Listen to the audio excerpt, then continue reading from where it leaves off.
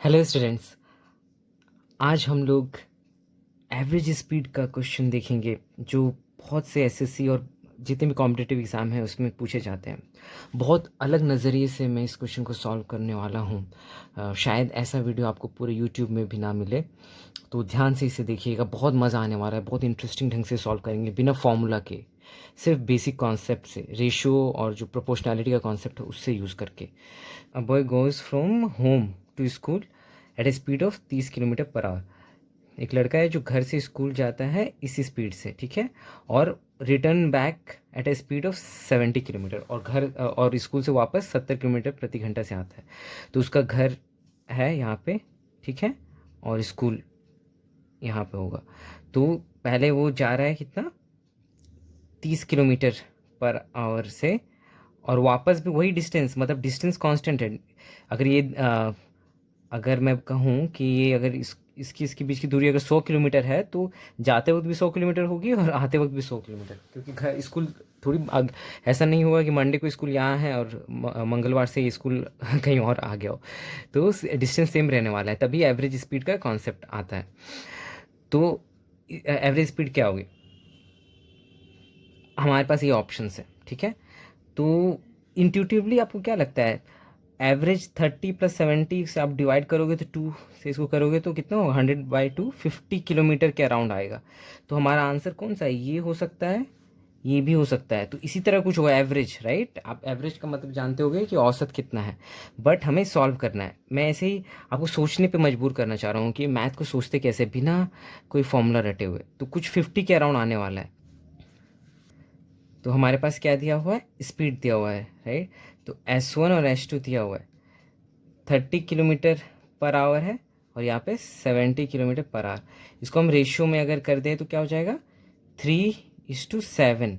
तो उसको हम कह सकते हैं ना 3 यूनिट पर आवर, इसको कह सकते हैं 7 यूनिट चला प्रति घंटे, ठीक है। यूनिट के फॉर्म में हम लोग रेशियो से सॉल्व करेंगे, बहुत मज़ा आएगा। तो 3:7 मतलब जाने की स्पीड कम है और आते वक्त की स्पीड ज़्यादा है, तो इसका टाइम का रेशियो क्या हो जाएगा, अगर जाने की स्पीड कम है तो ज़्यादा समय लगेगा, तो ये आ जाएगा 7, यहाँ पे आ जाएगा, राइट। और वापस S2 की स्पीड ज़्यादा है, इसका मतलब कम वक्त में पहुँचा होगा, तो ये 3 हो जाएगा। तो 3 आवर्स कह सकते हैं, राइट। तो ये प्रोपोर्शनैलिटी का कॉन्सेप्ट है, इन्वर्सली प्रोपोर्शनल होता है।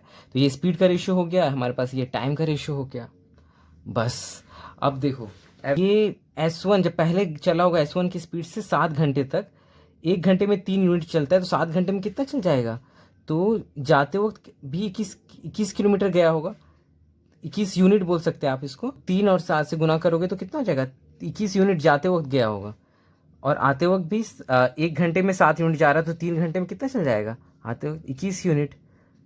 तो टोटल डिस्टेंस कितना गया, 42 यूनिट गया, 42 यूनिट गया। और टोटल टाइम कितना लिया उसने, 10 घंटा लिया ना, 10 घंटे से आप डिवाइड कर दोगे बस। तो ये एवरेज मतलब टोटल डिस्टेंस, टोटल टाइम, जितना टोटल दूरी जाने वक्त और आने वक्त लगा, जितना उसने दूरी तय किया और जितना समय उसने जाने वक्त और आने वक्त लगाया, तो यही तो हो गया एवरेज स्पीड। तो आपका क्या हो गया, 4.2 यूनिट पर आवर, यही आंसर है। पर ये यूनिट के फॉर्म में है ना, 4.2 यूनिट पर आवर, और हमें चाहिए किलोमीटर पर आवर के फॉर्म में। तो हमें पता है ना कि 3 यूनिट 30 के इक्वल है, या 7 यूनिट 70 के इक्वल है। तो ऐसे नहीं कह सकते हो, 3 unit per our 30 kilometre per our के इक्विवेलेंट है। तो 1 यूनिट क्या हो जाएगा, 10 के किलोमीटर पर आवर के इक्विवेलेंट। तो 4.2 यूनिट है ना, एवरेज स्पीड हमारा आ गया यूनिट के फॉर्म में। हम इसे इसमें किलोमीटर में कन्वर्ट कर रहे हैं, तो 10 को 4.2 से आप गुना कर दोगे तो 42 किलोमीटर पर आवर हो जाएगा आंसर। बस यही था। अगर ये चीज़ आपको समझ में आ रही है तो आप सारा एवरेज स्पीड का सब क्वेश्चन आप इसी तरह सॉल्व कर दोगे। आपको शुरू में लग रहा होगा कि मैंने बहुत कुछ किया है, लेकिन अगर आप अगर इसे ध्यान से देखोगे तो मैंने कुछ नहीं किया है। मैं आपको फिर से दिखा देता हूँ कि आपको एग्ज़ाम में कुछ नहीं करना, कितना कम लिखना पड़ेगा। मैं अभी इसलिए आपको ज़्यादा ओवरवेलमिंग और ज़्यादा लग सकता है क्योंकि मैं सारा चीज़ लिख रहा हूँ, kilometre per our, hours, unit per our, ऐसे मतलब इतना सारा कुछ लिख रहा हूँ ताकि आप समझ सकें कि हर यूनिट वाइज भी समझ सकें कि स्पीड की बात हो रही है, कि टाइम की बात हो रही है, कि डिस्टेंस की बात हो रही है, इसलिए मैं सब लिख कर समझा रहा हूँ। लेकिन मैं अभी एक और क्वेश्चन लूँगा और उसमें हम लोग क्या करेंगे, इसी क्वेश्चन मतलब इसी तरह के क्वेश्चन और आने वाला है। और ये रहा आज का हमारा दूसरा सवाल। तो अब हम लोग कैसे सॉल्व करेंगे इसको डायरेक्टली पूरे कॉन्सेप्ट से। If a truck moves constant speed के साथ 30 kilometre per hour for 1 kilometre जाता है और फिर 45 kilometre per hour for the next 1 kilometre, means एक ट्रक 1 किलोमीटर और फिर एक और बार 1 किलो, सेम डिस्टेंस ना, तो इसलिए सेम डिस्टेंस जब रहेगा कांस्टेंट तो हम एवरेज स्पीड का, व्हाट इज़ एवरेज स्पीड, तो एवरेज स्पीड निकालना होता है। तो यहाँ पे 30 की स्पीड से गया पहले 30 किलोमीटर पर आवर और नेक्स्ट 1 किलोमीटर वो 45 किलोमीटर पर आवर से गया। तो कांस्टेंट है ना, सेम डिस्टेंस जब कोई बॉडी ट्रेवल करेगी तो हम एवरेज स्पीड का कॉन्सेप्ट लगाएंगे।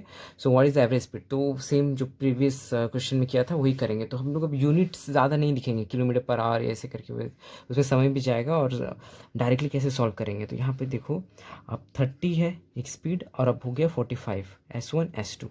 सो स्पीड का रेशियो हो गया 2:3। तो टाइम का रेशियो क्या हो जाएगा, इन्वर्सली प्रोपोर्शनल 3:2 हो जाएगा, राइट। तो डिस्टेंस कितना ट्रैवल किया होगा, 2 की स्पीड से कोई चीज़ 3 यूनिट तक जाएगी तो 6 यूनिट ट्रैवल होगा। फिर 3 की इस गति से पर घंटे 2 घंटे तक चलेगी, ऐसे समझ सकते हो। तो ये भी 6 यूनिट डिस्टेंस ट्रैवल करेगा, तो टोटल डिस्टेंस ये हो जाएगा। और मज़े की बात है कि सेम डिस्टेंस आएगा, देखो 6 किलोमीटर यहाँ भी आया, 6 किलोमीटर यहाँ भी आया, मतलब 6 यूनिट यहाँ भी आया, 6 यूनिट यहाँ भी आया, 1 किलोमीटर कॉन्स्टेंट है यहाँ पे, राइट। तो यहाँ से वेरीफाई भी कर सकते हो। टोटल डिस्टेंस हो गया, टोटल टाइम कितना हो रहा है, 3 और 2 5, राइट। तो कितना हो गया, 12 unit divided by 2 is equals to 2.4 unit per hour. तो इतना एवरेज स्पीड हमारा आ गया, जो हमें आंसर आ गया यूनिट के फॉर्म में, यूनिट पर आवर, यूनिट की जगह किलोमीटर में बताना है। तो कैसे बताएंगे, हमें तो पता है ना यहाँ पे कि यहाँ पे कितना आया था, 2 यूनिट पर आवर, 2 यूनिट जब आया था तो 30 था ना, तो 2 unit per our equivalent 30 kilometre per our क्या है, तो एक कितने की होगी 15 किलोमीटर पर आवर। तो हमें 2.4 जाना है ना, तो इससे ज़्यादा के 2.4 से मल्टीप्लाई करोगे आप तो 36 किलोमीटर पर आवर होगा। बस यही है हमारा आंसर। तो कितना मज़ा आया, आपको समझ में आया होगा। तो बहुत इंटरेस्टिंग है ये क्वेश्चन। और हम लोग कोई ट्रेडिशनल अप्रोच से नहीं सॉल्व कर रहे हैं, पूरा रेशियो और प्रोपोर्शनैलिटी का बेसिक कॉन्सेप्ट से सॉल्व कर रहे हैं, यूनिट का इस्तेमाल करके। सो ये यूनिक अप्रोच है।